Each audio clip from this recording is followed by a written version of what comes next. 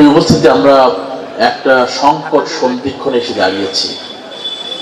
বাংলাদেশ এখন অগ্নিগর্ভা, একটা মুক্তির অপেক্ষায় অপেক্ষমান। একটা প্রসব বেদনা শুরু হয়েছে এবং আগামী দিনের একটা মুক্তির সূর্যের অপেক্ষায় আমরা অপেক্ষমান।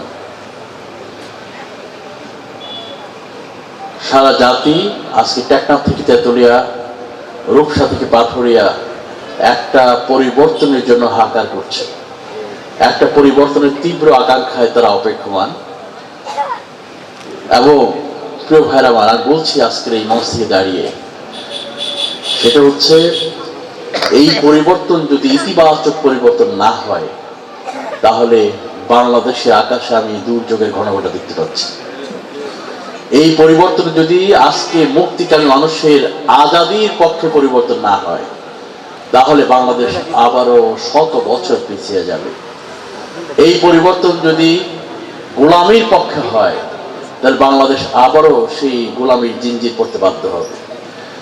এবং আজকে নতুন করে বাংলাদেশের মানচিত্রকে ক্ষত বিক্ষত করার চেষ্টা হচ্ছে।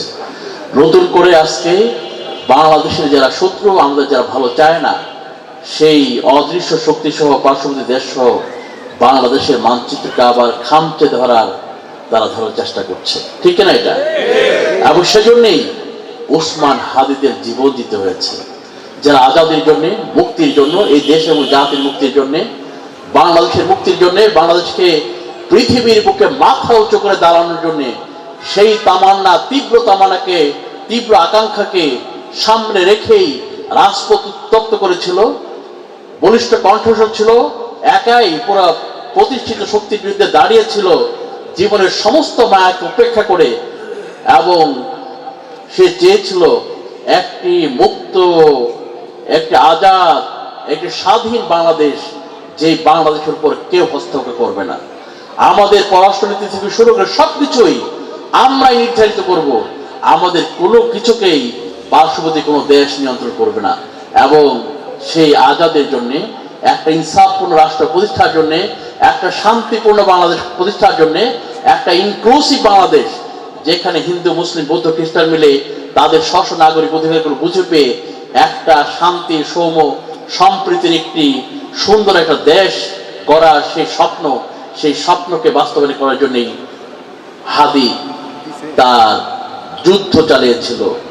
এবং প্রিয় ভাই আমার, যারা এই যুদ্ধ চায়নি, যারা চায়নি বাংলাদেশ নতুন অবস্থায় ফিরে আসুক, যারা চায়নি নতুন এক বাংলাদেশ বিনির্মিত হোক, যারা চায়নি বাংলাদেশ রাহক মুক্ত হোক, তারাই হাদিকে নির্মমভাবে হত্যা করেছে। আমি আজকে জানাতে চাই, আজকে অনেক দিন পার হয়ে গেল, কিন্তু আজও পর্যন্ত হাদির খুনিদেরকে ধরার কোনো কার্যকর পদক্ষেপ আমরা দেখলাম না। আমরা হুঁশিয়ার উচ্চারণ করে দিতে চাই, এক হাদিকে খুন করে এরা মনে করেছে আমাদের আজাদির লড়াই বন্ধ করে দেবে। আমরা ভেরি ক্লিয়ারলি বলতে চাই, হাদিদেরকে খুন করা যায়, কিন্তু কখনো পরাজিত করা যায় না। এক হাদি জীবন দিয়েছে, আজকে বাংলার ঘরে ঘরে অসংখ্য হাদি জন্ম নিয়েছে। এক হাদিকে কেড়ে নেওয়া হয়েছে, অসংখ্য হাদি তার বুকের পাঁজরে রক্ত ঢেলে দেওয়ার জন্য রাজপথে রেডি হয়েছে। এবং প্রিয় ভাই আমার, আজকে আমি এই ইন্টারিম সরকারের কাছে জানাতে চাই, হুঁশিয়ারি উচ্চারণ করতে চাই, আপনারা যেভাবে চক্রান্তের কাছে নতি স্বীকার করছেন, নতুন ষড়যন্ত্রের গন্ধ আমরা পাচ্ছি, নতুন করে ম্যানিপুলেটেড নির্বাচন করার প্রচেষ্টা হচ্ছে। একটা সেই 2014 এর মতো নির্বাচনের যে নীল নকশা হচ্ছে, বাংলাদেশের জমিনে এই ধরনের নির্বাচন হতে দেয়া হবে না ইনশাআল্লাহ। এই ধরনের নির্বাচন হতে দেয়া হবে না। বাংলাদেশ একটি সুন্দর বাংলাদেশের জন্য, একটি দুর্নীতিমুক্ত বাংলাদেশের জন্য, একটি হত্যা, নৈরাজ্য, রাহাজারি মুক্ত বাংলাদেশের জন্য এদেশের 2000-এর উপরে তরুণ যুবক যুবতী রক্ত দিয়েছে, জীবন দিয়েছে। অসংখ্য ছাত্রছাত্রী 30-40 হাজার তারা পঙ্গুত্ব বরণ করেছে। এখনো আহত অবস্থায় হাসপাতালের বেড়ে কাতরাচ্ছে এই ধরনের ষড়যন্ত্রের বাংলাদেশ দেখার জন্য নয়। কোন শকুনিকে বাংলাদেশের মানচিত্রকে খামচে ধরার অধিকার সুযোগ আর দেওয়া হবে না ইনশাআল্লাহ। আমরা জেগে আছি লক্ষ জনতা, তৌহিদ জনতা, মুক্তিকামী জনতা। এই জনতা বেঁচে থাকতে বাংলাদেশকে আর পিছনে টেনে নেওয়া যাবে না। আমরা 54 বছর দেখেছি বাংলাদেশ কিভাবে বাংলাদেশের হাজার হাজার কোটি টাকা লুপাট করা হয়েছে, পাচার করা হয়েছে, বিদেশ অট্টালিকা করা হয়েছে, বেগমপাড়া করা হয়েছে, বিত্ত বৈভব, হোটেল মোটেল ইত্যাদিতে বাংলাদেশের আমার আপনার টাকা নিয়ে তারা এইভাবে বিরাস বৃত্তে বৈভবে তারা উন্মত্ত ছিল। সেই বাংলাদেশ আর ফিরতে আমরা দিব না ইনশাআল্লাহ। এই বাংলাদেশ হবে সৎ লোকের বাংলাদেশ, এই বাংলাদেশ হবে যোগ্য লোকের বাংলাদেশ, এই বাংলাদেশ হবে ওমর এবং আবু বকরের মতো দেশ নায়কদের বাংলাদেশ। এখানের শাসকেরা শোষক হবে না, এই দেশের শাসকেরা হবে সেবক এবং মানুষের ঘরে ঘরে গিয়ে তারা রাতের আধারে খবর নিবে এবং বাংলাদেশকে আবার সেই নৈরাজ্যের বাংলাদেশে পরিণত হতে আমরা কোনো অবস্থায় দিব না। প্রিয় ভাই আমার, পরিবর্তনের যে হাওয়া শুরু হয়েছে, আজকে টেকনাফ থেকে তেতুলিয়া, রূপসা থেকে পাথুরিয়া, একটা পরিবর্তনের যে উন্মাদনা দেখতে পাচ্ছি। দোহান নবগঞ্জের ইনশাআল্লাহ যেখানে যাচ্ছি সে একই উন্মাদনা, সে একই প্রেরণা, সে একই তামান্না, সে তীব্র আকাঙ্ক্ষা। আপনারা কি দেখতে পাচ্ছেন? অনেক ভাইরা প্রকাশ্য বলছেন, অনেক ভাইরা গোপনে বলছেন, কিন্তু আমরা একটা নীরব গণবিপ্লবের পদধ্বনি পাচ্ছি, একটা নীরব গণবিপ্লবের পদধ্বনি পাচ্ছি। ইনশাআল্লাহ প্রিয় ভাই আমার, আপনারা যদি সচেতন থাকেন, সজাগ থাকেন, আপনারা যদি আপনাদের ভূমিকা যথাযথভাবে রাখতে পারেন, আমাদের ভোট কেউ চুরি করতে পারবে না ইনশাআল্লাহ। আমরা নিজেরা অন্যায় করব না, আমরা নিজেরা সন্ত্রাস করব না, কিন্তু একই সাথে আমরা এই জমিনে কোনো সন্ত্রাস হতে দিব না ইনশাআল্লাহ। আমরা নিজেরা অবশ্যই ভোট কেন্দ্রে নিজেরা কোনো অনিয়ম করবো না, কিন্তু কোনো অনিয়ম করতে দেওয়া হবে না ইনশাআল্লাহ। রাজি আছেন আপনারা?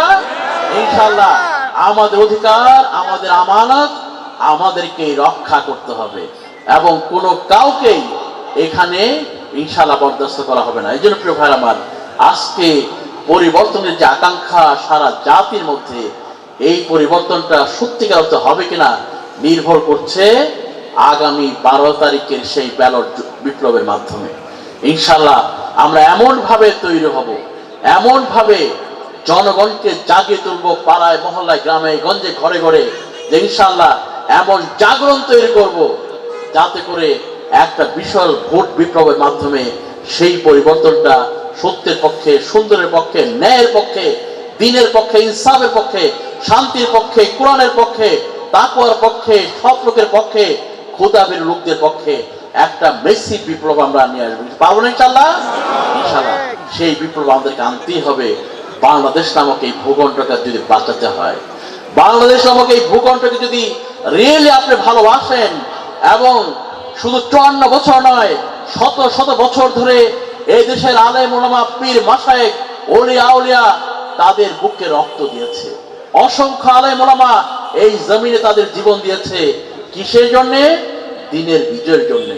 এই দেশ সেই শরীয়তুল্লাহ দেশ, তিতুমিরের দেশ, এই দেশ শাহমাকদুম শাহজালালের দেশ, এই দেশ 360 আউলিয়ার দেশ, যারা এই দেশে তাদের আর কোনো স্বপ্ন ছিল না, একটাই স্বপ্ন ছিল, সেই স্বপ্ন হচ্ছে ইনসাফের ভিত্তিতে, শান্তির ভিত্তিতে এক দিনের মশাল এই জমিনে জ্বালানো, দিনের মশাল এই জমিনে উড়ানো, ঠিক কিনা?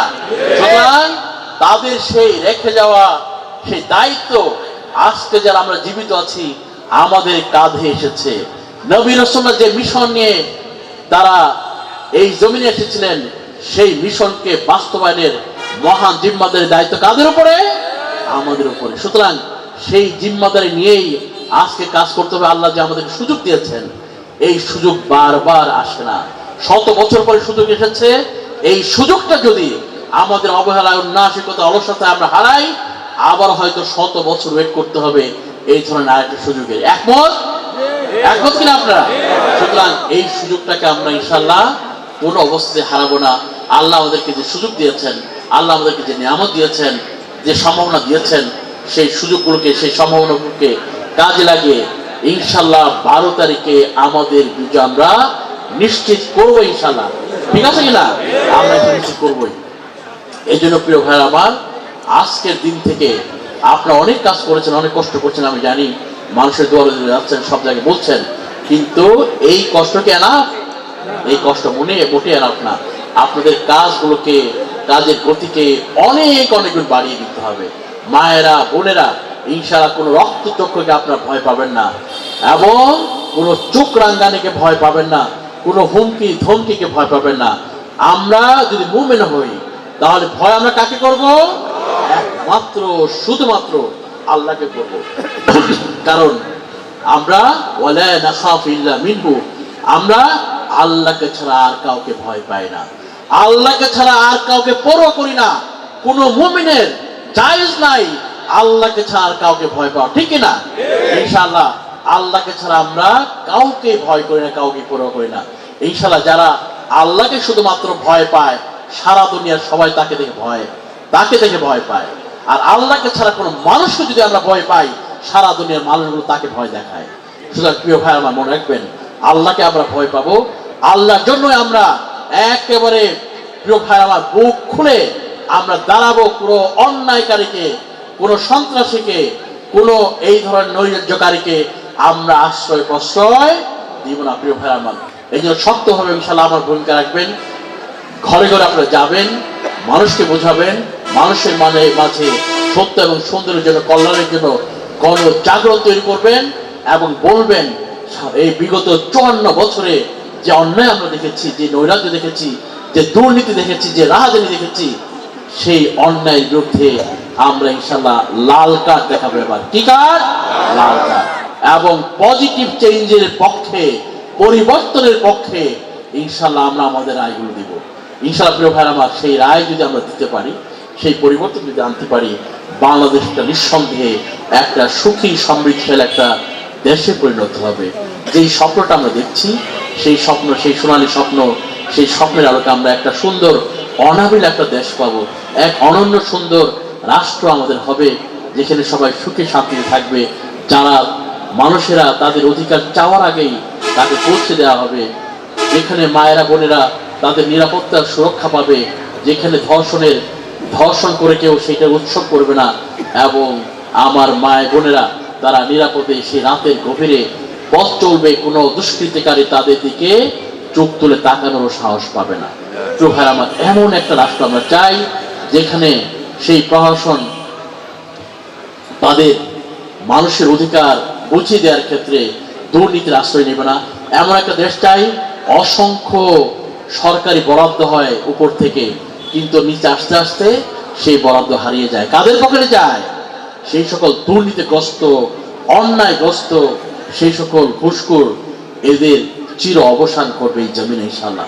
প্রিয় ভাইরা, শুধুমাত্র আমাদের যে স্লোগান দুর্নীতির বিরুদ্ধে, দুর্নীতি জিরো টলারেন্স, এই একটা স্লোগান যদি আমরা এদেশে বাস্তবায়ন করার সুযোগ পাই, বাংলাদেশের চেহারা আগামী 5 বছরে সম্পূর্ণ অন্যরকম হয়ে যাবে, সম্পূর্ণ অন্যরকম হয়ে যাবে।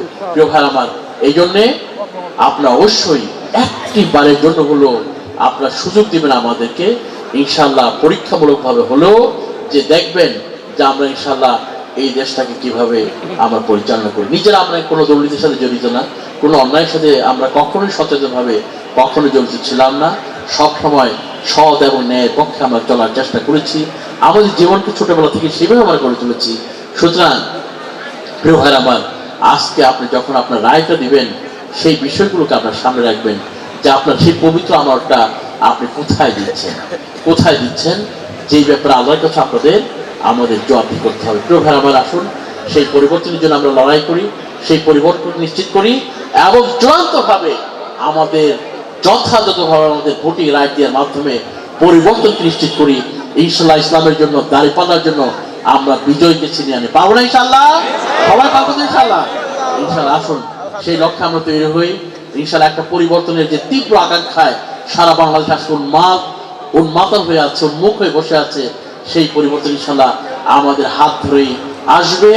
আগামীর এক সুন্দর বাংলাদেশ, আমরা আমাদের যে প্রজন্ম, সেই আগামী প্রজন্মকে একটা সুন্দর অনাবিল দেশ উপহার আমরা দিতে চাই, তাই না? আমরা ইনশাআল্লাহ সেই দেশ আমরা যদি রেখে দিতে পারি, সেইটুকু দায়িত্ব আবার রেখে আমার কথা শেষ করছি। আসসালামু আলাইকুম ওয়া রাহমাতুল্লাহি ওয়া বারাকাতুহু।